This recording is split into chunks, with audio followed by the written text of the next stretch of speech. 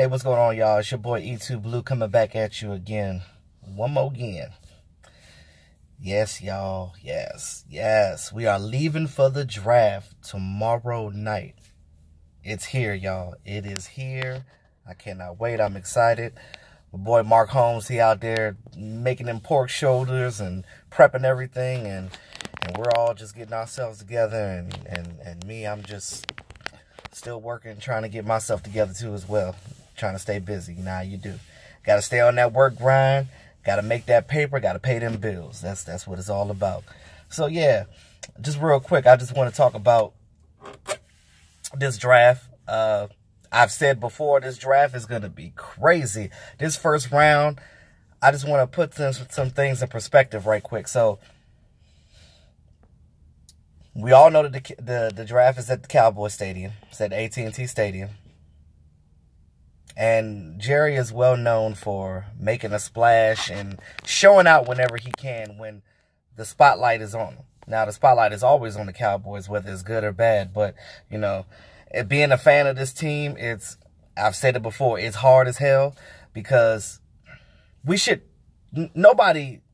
no such thing as a bandwagon Cowboy fan because, well, not right now anyway, because we ain't won the Super Bowl since the 90s. So, with that being said, nobody really wants to be a Cowboys fan that's not really a Cowboy fan. Why would you want to be a Cowboy fan that's not really, when we've been living in a world of mediocrity?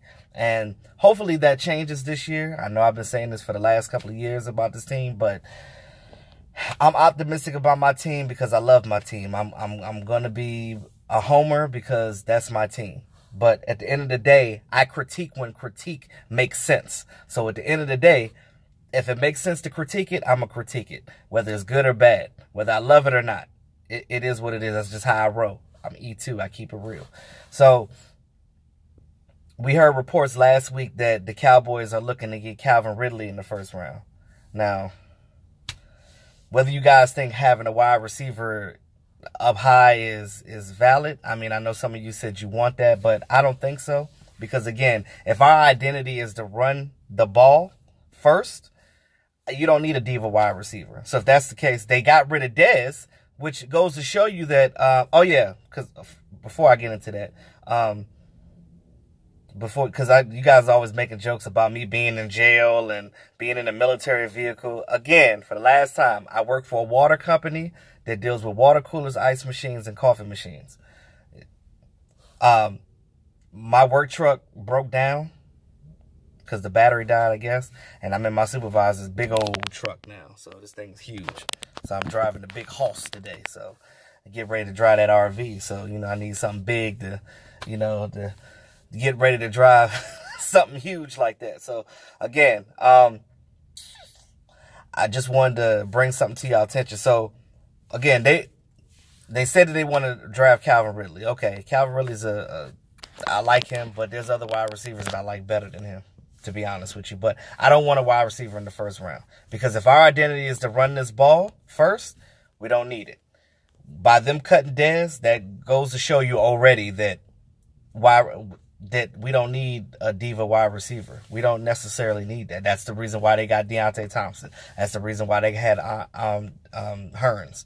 So these two guys right here, yes, they're good complementary players, but they're not considered number ones. They weren't number ones in their team, on their last teams, unless the number one was down and they had to step into that role. But again, they're not. So, I mean, it's really debatable at this point whether teams really need a number one or they just need a bunch of complementary players. Now, with a team like the Dallas Cowboys, where our offense, well, it was pick your poison offense, where we had so much talent on the team, you had to check everybody, and you can't double team nobody. But the good thing about Dez being gone, and I will say the good thing about it, is that we can focus more on distributing the ball where it needs to be, not trying to force it into one guy like we were doing before. So I just feel like doing it that way, it helps Dak calm down a little bit more. It helps him focus on what he needs to focus on instead of trying to throw the ball straight to Dez or throw the ball straight to the person that's crying for it. So at the end of the day, that's where we're at with that. Now, there's reports that came out today that, you know, they're looking at Vita Vea. Now, again, this is all speculation. A team is not going to, it's poker. It's a poker face. Teams are not going to tell you who they're going to get for sure. They're going to smoke screen you. So who knows? The report about them getting Calvin Ridley, that could be a smoke screen. So people could be like, oh, well, they're going for that. So then they're not going for this. But technically, the Cowboys know what we need. They're not that dumb. At least I hope. But we need that defensive tackle. We need that guard. So either one of those picks would be good. If they do get Vita Vea, I'll be happy. Even if they get Taven Bryan, I'll be okay. I'm just saying, like, there are so many options in this first round. But again, the draft is at the Cowboys Stadium, and I'm a firm believer of that they're going to show up and they're going to show out. So don't be surprised if they jump up in the draft to get somebody. I mean, that's an option as well, too. I wouldn't doubt it. I believe that Earl Thomas is going to be on this team come draft time. I mean, we might have to give up a second-round pick, but hell, we don't do a damn thing with our second-round picks anyway. I mean, we haven't really – I mean, Jalen Smith is good. I mean, you know, despite his injury and the things he had, he's still coming around strong, and we'll see what he does this year too. I'm optimistic about that. But yeah, that's what I had about that. And also too, I'm going to say something about this whole Rico Gathers thing. So they were saying that – so reports were saying that the Cowboys don't really think that they're going to keep Rico Gathers only because of the simple fact that they think that his work ethic is not there. They question a lot of stuff. Again, for some reason, and I don't know if this is a new narrative or what, but it seems like the Cowboys brass don't like players that speak about things. And I'm like, that's not fair to me because we're in America. You know, we have freedom of speech. That's our amendment right. It's for freedom of speech. So if you're not free to speak, long as it's not disrespectful. Y'all know how I am about disrespectful stuff. I don't play that disrespect stuff. Long as you're saying stuff that makes sense and is for a good, then I'm all for it. But, I mean, these players should be able to speak how they feel. They're grown. Yeah, they're young guys, but they're still grown men. So, and grown men have egos sometimes, and they're going to express themselves. So you're just going to cut every player on your team that's expressive? I mean, I don't think that's valid. I mean, and then you start cutting talent and you do this and do that. But me personally, I don't think Rico Gathers is going to do anything for this team. Don't grill me. Not because of Rico. Listen to what I'm saying.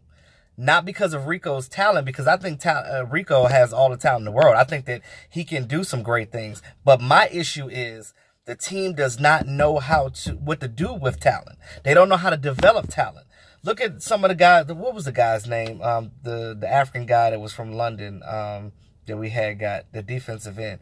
They didn't know where to put him. They didn't know where to put him on a defensive line. They didn't know where to make him a tight end. They didn't know. So when they get raw talent, they don't know what to do with it. Then when that raw talent goes somewhere else, sometimes they may fare out, sometimes they don't. But, I mean, stop bringing in these project guys if you're not going to do anything with them. You're just wasting picks. You're wasting time. You're wasting effort. So stop it. Like, just do what you need to do to make this team better. That's all that I care about. I'm all about the betterment of the team. I'm all about positivity. I'm all about getting, well, when I say get the right players, they don't all have to be choir boys because ain't nobody perfect. But they definitely have to be positive for the team. They have to be team players. They have to be players that are going to look at the next man and say, hey, bruh, you're my teammate.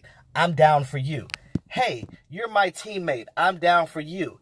Hey, you're my teammate. I'm down for you. Hey, you're my teammate. I'm down for you. So again, as I say that to say that you want players on this team that, one, fit your scheme, two, are going to be players that you think or know personality-wise are not going to be a cancer to your team. You don't want a guy splitting the locker room like T.O. did. You don't want none of that. You know what I'm saying? Like, you want things to make sense. You want things to be